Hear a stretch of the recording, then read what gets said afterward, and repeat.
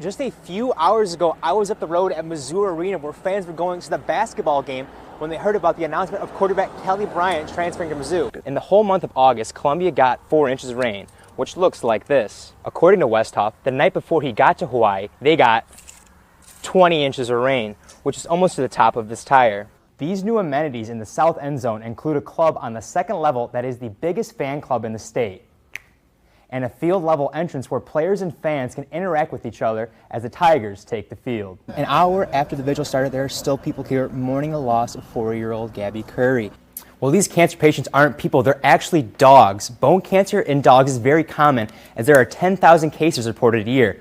Another Washington liberal and the Potomac two-step. Those are two phrases used frequently by both Josh Hawley and Senator Claire McCaskill. Now, what Byrd has agreed to is to make sure that not too many of its scooters are on the same street corner and to make sure that none of them are on the ground getting in the way for walkers. Now, earlier today, as you can see, there are 5 birds right behind me laying on the ground on the sidewalk.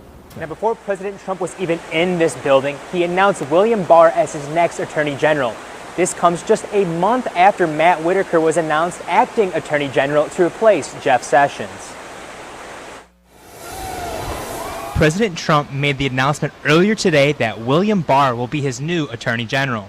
Barr served as Attorney General under President George H.W. Bush. He demonstrated an unwavering adherence to the rule of law, which the people in this room like to hear. Acting Attorney General Matt Whitaker was in Kansas City today to congratulate William Barr. Bill is supremely qualified, highly respected at the Department of Justice, and will continue to support the men and women in blue.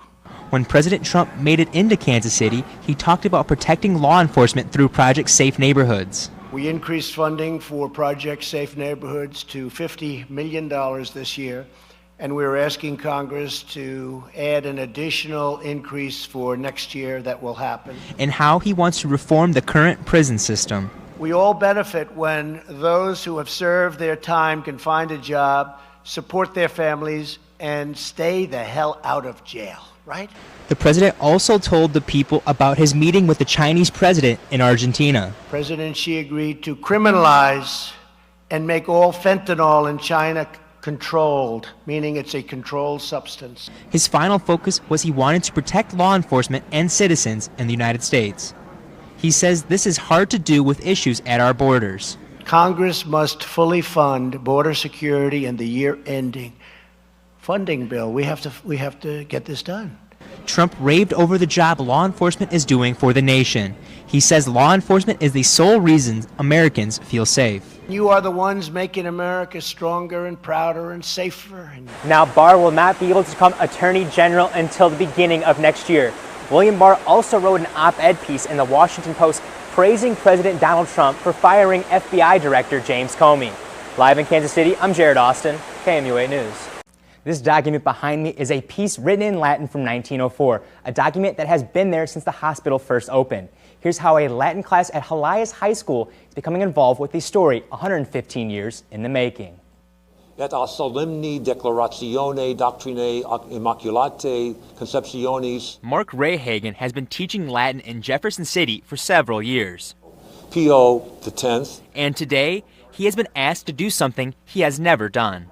We're listening here all of the church leaders of the day. He and his class are helping Jefferson City translate the document.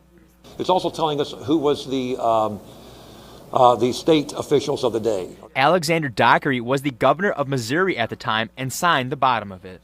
And then Joseph Porth is the second one down, and he was the mayor of Jefferson City. Rayhagen says this helps his class realize the importance of Latin. The Latin language is alive. It's not dead, and it's not dying. And it seems his students are starting to believe that. Kind of got me to want to take it, and I definitely have realized the connection between English language and Latin. This document is already history, but Rayhagen says his students will make history now. Years from now, when these anniversaries will come up from this opening of the time capsule, they will be able to tell their kids and their grandkids that they were involved in this project. The document will have its first public showing February 10th. In the studio, Jared Austin, KMUA News.